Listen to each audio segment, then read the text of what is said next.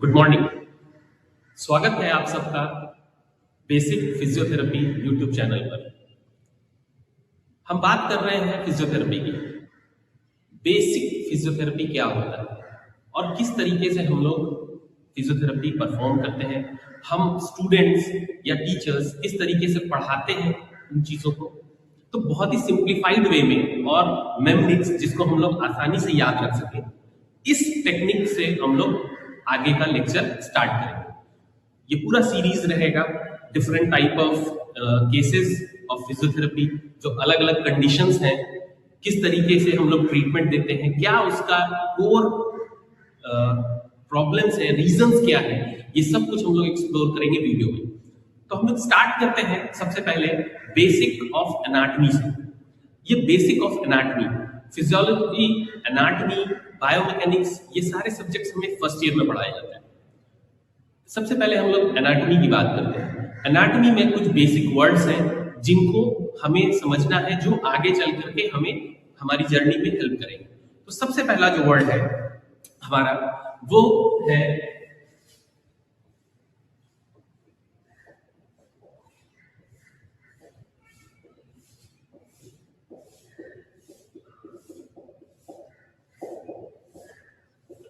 Anterior and posterior. अब ये anterior और पोस्टीरियर क्या है? ये शब्द बायोमैकेनिक्स में, एनाटॉमी में बहुत इस्तेमाल किया जाता है, इवन की फिजियोथेरेपी टेक्निक्स में भी इस्तेमाल करते हैं। तो एनाटॉमी में हम कहते हैं एंटीरियर, क्योंकि यहां पे ध्यान से देखेंगे एंटीरियर में ए है और पोस्टीरियर में स्पेलिंग में पी आता है।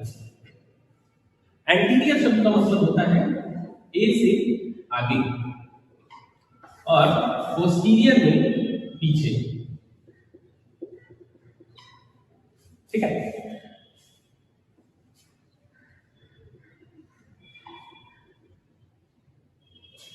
अब ये आगे और पीछे क्या है?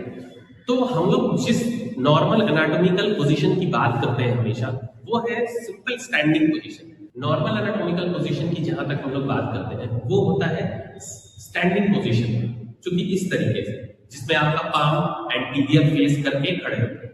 अब ये जो एनाटॉमिकल पोजीशन है, इसमें जो हमारा आगे का हिस्सा है, बॉडी का सामने का जो हिस्सा है, उसे हम लोग एंटीरियर कहते हैं, और जो हमारे बॉडी का पोस्टीरियर हिस्सा है, जो पीछे का हिस्सा है, इसे हम लोग पोस्टीरियर में कैलकुलेट करते हैं। अब बात आती है कुछ और सब वर्ड्स है, जैसे एंटीरियर पोस्टीरियर के बाद हम लोग चलेंगे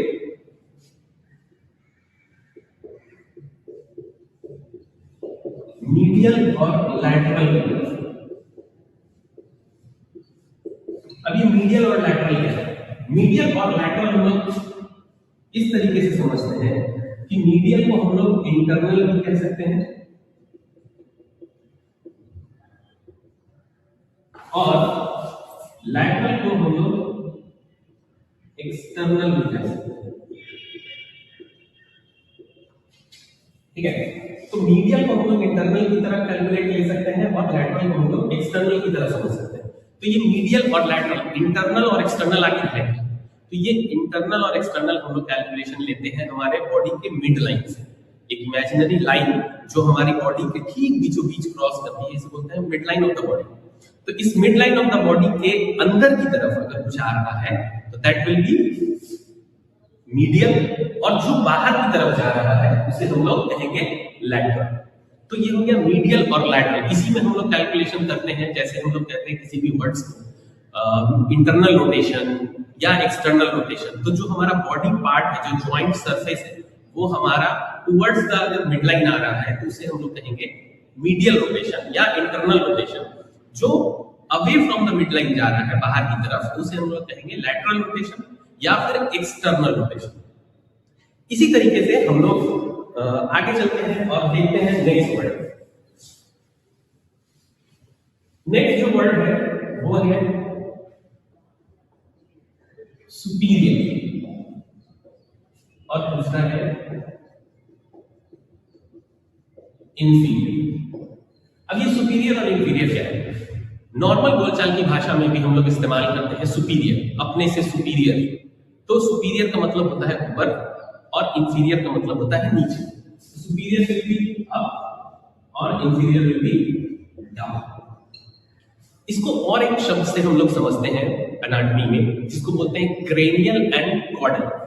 ये क्या है? क्रेनियल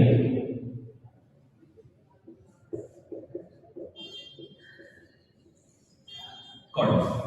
क्रेनियम जो हमारा ब्रेन का जो स्कल है, इसे हम लोग दूसरी भाषा में मेडिकल लैंग्वेज में क्रेनियम भी कहते हैं।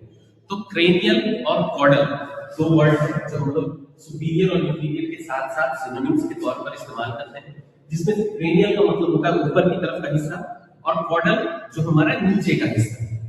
अब इसके बाद क्रेनियल एंड कॉर्डल के बाद हम लोग चलते हैं देखते हैं कुछ और वर्ड्स, जिसमें आपको एक वर्ड जो सबसे ज्यादा हम लोग इस्तेमाल करते हैं क्रेनियल कॉर्डल के बाद, वो है हमारा वर्ड्स मूवमेंट के हिसाब से, कि कौन कौन से मूवमेंट होते हैं हमारी बॉडी में, उसके हिसाब से हम लोग वर्ड्स को देखते हैं। जैसे सबसे पहला वर्ड है वो है फ्लेक्शन, और दूसरा वर्ड है उसे हम लोग कहते हैं एक्सटेंशन। ये फ्लेक्शन और एक्सटेंशन क्या है? वर्ड्स की अगर बात करें, इसकी डेफिनेशन की बात करें, तो flexion means anterior displacement of body part. पहले ही हम लोग बात कर चुके हैं एंटीरियर की। तो एंटीरियर डिस्प्लेसमेंट, अगर बॉडी का कोई भी पार्ट सामने की तरफ आ रहा है तो दैट विल बी फ्लेक्शन, और अगर वही पार्ट पीछे की तरफ जा रहा है, पोस्टीरियर जा रहा है, posterior displacement of body part हो रहा है, तो उसे हम लोग कहेंगे एक्सटेंशन। फॉर एग्जांपल, अगर हम बात करें इस सर की, सर्वाइकल रीजन कहते हैं इसको, नेक को, अगर ये सर्वाइकल रीजन सामने की तरफ आ रहा है तो दिस इज नेक फ्लेक्शन या सर्वाइकल फ्लेक्शन, क्योंकि ये पार्ट आगे की तरफ आ रहा है। अब यही चीज अगर पीछे की तरफ जा रहा है हमारा पार्ट, तो दैट इज एक्सटेंशन। तो cervical flexion and cervical extension. इसको और भी तरीके से ले सकते हैं एग्जांपल में, अपर लिम्ब में सबसे बड़ा एक बॉल एंड सॉकेट जॉइंट जो है हमारा शोल्डर, अगर शोल्डर सामने की तरफ मूवमेंट दे रहा है बॉडी पार्ट तो दैट इज फ्लेक्शन, अगर यही बॉडी पार्ट पीछे की तरफ जा रहा है, पोस्टीरियर डिस्प्लेस हो रहा है, तो दैट इज एक्सटेंशन। तो फ्लेक्शन और एक्सटेंशन। अब हम लोग बात करते हैं दूसरा एक मूवमेंट जिसको बोलते हैं अडक्शन और एबडक्शन। अडक्शन और एबडक्शन। अडक्शन में आप ध्यान देंगे, एड का मतलब होता है। अब ये जुड़ता कहां से? Mid line of the body की जो हम लोग बात कर रहे हैं, अगर कोई भी बॉडी पार्ट जो मिड लाइन की तरफ आकर के मिड लाइन से अटैच हो रहा है तो उसे हम लोग अडक्शन कहेंगे, और ठीक इसके ऑपोजिट अगर इससे कोई दूर जा रहा है तो उसे हम लोग कहेंगे एबडक्शन। तो एग्जांपल क्या ले सकते हैं हम लोग? फिर से शोल्डर जॉइंट, अगर नॉर्मल एनाटॉमिकल पोजीशन से हम लोग away from the mid line जा रहे हैं, ये बॉडी का मिड लाइन है, और यहां से अगर दूर कोई मूवमेंट जा रहा है तो दिस इज एबडक्शन। और अगर वापस यहां से, क्योंकि ये बॉडी पार्ट दूर है और वापस ये mid line of the body की तरफ आकर के जुड़ रहा है तो दैट इज अडक्शन। तो एबडक्शन और अडक्शन। अब हम लोग बात करते हैं इसके बाद, अडक्शन और एबडक्शन के बाद आगे चलते हैं, देखते हैं और कौन कौन से मूवमेंट है। तो एडक्शन और एबडक्शन के बाद जो मूवमेंट आता है वो है मीडियल रोटेशन।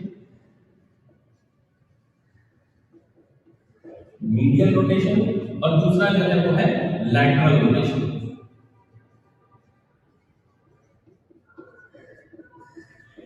अब ये मीडियल और लैटरल रोटेशन क्या है? पहले ही हम लोग बात कर चुके हैं। मीडियल का मतलब है इंटरनल, लैटरल मतलब है एक्सटर्नल। तो एक्सटर्नल और इंटरनल क्या है? ये आपका कैलकुलेशन होता है वही वापस से mid line of the body की तरफ से। अब मीडियल रोटेशन, रोटेशन का मतलब होता है रोटेशन, घूमना, रोटेटरी मूवमेंट। तो अगर कोई बॉडी का पार्ट या कोई जॉइंट जो towards the mid line rotate करते हुए आ रहा है तो दैट इज मीडियल रोटेशन, और यही अगर मिड लाइन से दूर जा रहा है तो दैट इज लैटरल रोटेशन या एक्सटर्नल रोटेशन। फॉर एग्जांपल, अगर हम अपने हैंड को 90-90 पोजीशन पे रखें तो इसे समझना ज्यादा आसान है। किस तरीके से?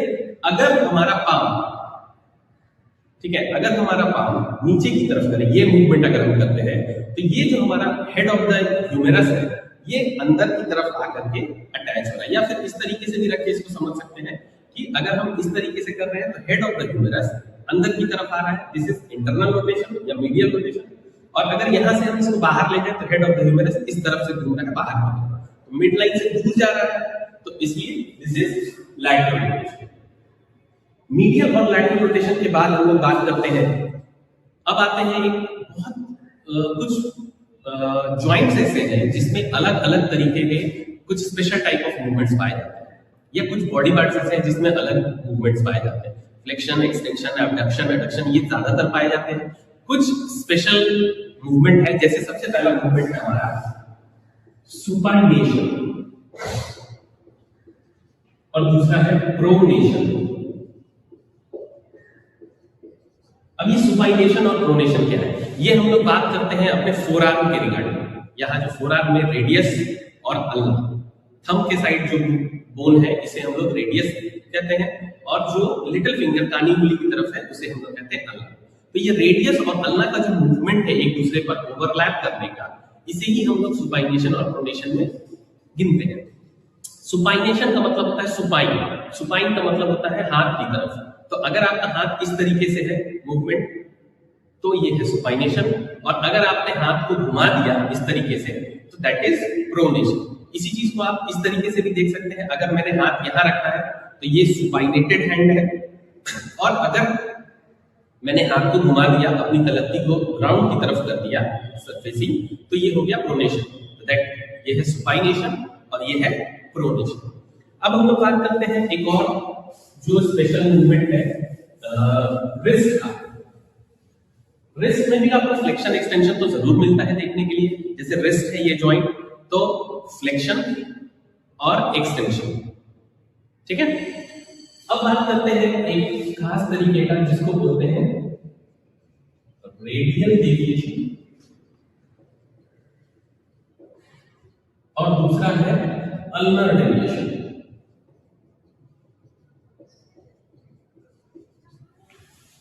अब ये रेडियल डेविएशन और अल्नर डेविएशन क्या है? डेविएशन का मतलब होता है डेविएट करना, अलग की तरफ हटना। तो अगर हम लोग इस तरीके से अपने हैंड को देखें तो इस हैंड में हम लोग ये पाएंगे कि जो थंब वाला हिस्सा है इसके नीचे जो फोरआर्म का बोन होता है इसे कहते हैं हम लोग रेडियस, और कानी उंगली की तरफ जो ये हड्डी होती है लंबी सी इसे हम लोग कहते हैं अल्ना। अगर आप अपने हैंड को इस तरीके से मूवमेंट देते हैं, अगर ये हैंड का सरफेस इतना ये अगर अल्ना की तरफ जाता है तो इसे कहते हैं हम लोग अल्नर डेविएशन। क्योंकि ये अल्ना की तरफ डेविएट कर रहा है दैट इज अल्नर डेविएशन, और अगर यही रेडियस की तरफ जा रहा है तो दैट इज रेडियल डेविएशन। तो अल्नर डेविएशन और रेडियल डेविएशन ये हम लोग रिस्ट पे करते हैं। अब इसी तरीके से हम लोग एक और मूवमेंट पे चलते हैं जो स्पेशल है मूवमेंट। जिस तरीके से अपर लिम्ब में हमारा शोल्डर फंक्शन करता है वैसे ही हमारे लोअर लिम्ब में हिप फंक्शन करता है। तकरीबन जिस तरीके से हमारा एल्बो का मूवमेंट है वैसे ही कुछ कुछ मूवमेंट हमारा नी का है। जिस तरीके से रिस्ट अपर लिम्ब में मूवमेंट करता है उसी तरीके से लोअर लिम्ब में एंकल का मूवमेंट होता है। तो रिस्ट में कुछ स्पेशल टाइप ऑफ मूवमेंट है, तो आखिर एंकल में क्यों नहीं? तो हाँ, एंकल में भी मूवमेंट है। एंकल में भी फ्लेक्शन और एक्सटेंशन होता है, बट हम लोग उसको फ्लेक्शन और एक्सटेंशन शब्द को इस्तेमाल करते हैं दो अलग अलग वर्ड्स। तो एक वर्ड है डॉर्सीफ्लेक्शन और दूसरा है प्लांटर फ्लेक्शन।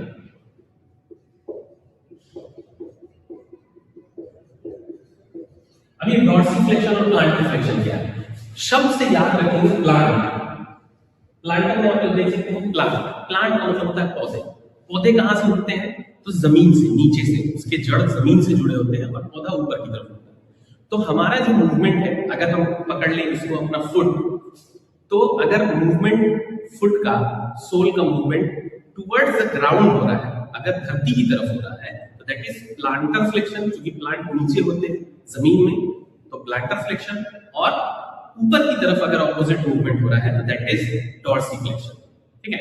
अब कभी तो ऐसा देखा नहीं जाता है कि पेड़ आसमान से लटके हुए होते हैं, हमेशा जमीन से ही होते हैं। तो इसलिए ये एग्जांपल याद रखने के लिए है कि प्लांटर फ्लेक्शन मींस ग्राउंड और डॉर्सीफ्लेक्शन की किसको ऑपोजिट मूवमेंट। तो अगर ये एंकल हम इसको मान लें तो मूवमेंट अगर नीचे की तरफ है प्लांटर फ्लेक्शन, ऊपर की तरफ है तो डॉर्सिफलेक्शन।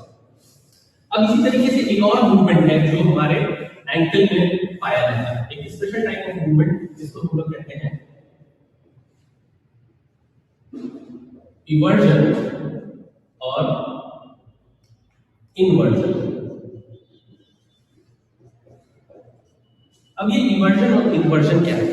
हमारा जो सोल है, ठीक है, हमारा अगर मान लिया जाए कि ये हमारा पैर है और ये सोल है, ये हाथ का पाम है, इस तरीके से हमारे पैर में भी सोल होता है।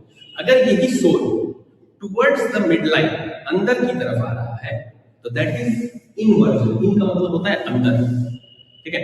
तो अगर ये मूवमेंट अंदर की तरफ आ रहा है, सोल का मूवमेंट इस तरीके से कर रहे हैं तो दैट इज इन्वर्जन, और यही मूवमेंट अगर हम लोग बाहर की तरफ करते हैं अपने एंकल पे दैट इज इवर्जन। तो इन्वर्जन और इवर्जन, तो ये कुल मिलाकर के कुछ ऐसे एनाटॉमिकल वर्ड्स हैं जो हमें आगे इस्तेमाल करने हैं। इसी तरीके से एक और स्पेशल मूवमेंट की बात हम लोग कर लेते हैं इसी में, स्कैपुला की। स्कैपुला जो कि हमारे अपर लिम्ब का एक हिस्सा है और थोरैक्स के ऊपर पीछे की तरफ से posterior side of the body हमारे रहता है। ये स्कैपुला थोरैक्स के साथ मिलकर के स्कैपुलो-थोरैसिक जॉइंट बनाता है, जो कि एक तरीके का फ्लोटिंग जॉइंट है, ट्रू जॉइंट नहीं है, जुड़ता नहीं है, बस उसके ऊपर मूवमेंट के लिए बहुत सारी चीजों में स्कैपुलो-ह्यूमेरल रिदम की हम आगे बात करेंगे शोल्डर जॉइंट कॉम्प्लेक्स में, तो वहां पे ये चीजें और क्लियर हो जाएंगी। तो हमारा जो स्कैपुला है उसका मूवमेंट थोरैक्स पर होता है इस तरीके से। अगर ये दोनों आपस में नजदीक आ रहा है, दोनों स्कैपुला अगर दोनों नजदीक आ रहा है एक दूसरे से, तो हम लोग उसको कहते हैं रिट्रैक्शन,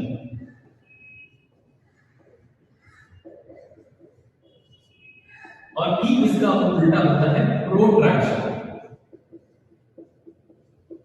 तो रिट्रैक्शन और प्रोट्रैक्शन, इसको हम लोग एग्जांपल में इस तरीके से समझ सकते हैं। अपने हाथों को इस तरीके से रखें और दोनों स्कैपुला को पीछे की तरफ एक दूसरे से मिड लाइन की तरफ ले जाने की कोशिश करें। तो ये जो मूवमेंट है दिस इज रिट्रैक्शन, और सामने की तरफ अगर मूवमेंट है तो ये है प्रोट्रैक्शन। क्योंकि इसमें स्कैपुला को अगर ध्यान से देखा जाए तो स्कैपुला इस तरीके से होगा, दोनों स्कैपुला जब एक दूसरे से नजदीक मिड लाइन की तरफ आएगा तो इसको कहेंगे रिट्रैक्शन, और जब ये एक दूसरे से दूर जाएगा तो इसे कहेंगे हम लोग प्रोट्रैक्शन। तो कुल मिलाकर के ये वर्ड्स हैं जिनका हम लोग इस्तेमाल आगे करेंगे। इसी में एक वर्ड और है जो हमारा इस्तेमाल होता है, उसे हम लोग कहते हैं डिस्टल, और दूसरा है प्रॉक्सिमल। कई बार ये वर्ड इस्तेमाल होता है डिस्टल एंड प्रॉक्सिमल, और हमेशा ये कंफ्यूजन रहता है कुछ स्टूडेंट्स को कि डिस्टल क्या होगा, प्रॉक्सिमल क्या होगा। तो डिस्टल और प्रॉक्सिमल वर्ड्स में ध्यान से देखेंगे, DISTAL, PROXIMAL, यहाँ पे आपको D मिलेगा और यहाँ पे मिलेगा B। तो इसको इस तरीके से समझते हैं, D का मतलब होता है दूर, और P को समझ सकते हैं पास। D फॉर दूर, P फॉर पास। अब ये दूर और पास क्या है? तो हम लोगों ने बात की mid line of the body. तो ये mid line of the body से अगर कोई हिस्सा हमारा बॉडी पार्ट जो मिड लाइन से दूर है तो that will be distal part, और जो नजदीक है वो है प्रॉक्सिमल पार्ट। एग्जांपल, ये जो आर्म का हमारा हिस्सा है ये है humerus bone. Mid line of the body जो कि यहाँ पर है और ये है हमारा ह्यूमेरस। तो इसका ये हिस्सा जो हमारे मिड लाइन से नजदीक है, पास में है, ये है प्रॉक्सिमल पार्ट, और जो इससे mid line of the body से दूर है, जो एल्बो की तरफ है, कि mid line of the body से दूर हो गया, तो दैट इज डिस्टल। ये डिस्टल हो गया और ये हो गया प्रॉक्सिमल पार्ट। जो नजदीक है वो प्रॉक्सिमल और जो दूर है वो है डिस्टल। इसी तरीके से अगर हम लोग लेते हैं फोर आर्म में ये जो हिस्सा है फोर आर्म का जो mid line of the body से नजदीक है तो ये है प्रॉक्सिमल, और जो ये हिस्सा दूर है, इसका डिस्टेंस ज्यादा है, तो ये है डिस्टल। तो डिस्टल और प्रॉक्सिमल, इस पार्ट को हम लोग कई बार इस वर्ड का आगे इस्तेमाल करेंगे। तो कुल मिलाकर के ये कुछ वर्ड्स ऐसे हैं जो एनाटॉमी में या किसी भी सब्जेक्ट में आगे जब हम लोग अगला लेक्चर देखेंगे तो उसमें ये वर्ड्स आपको इस्तेमाल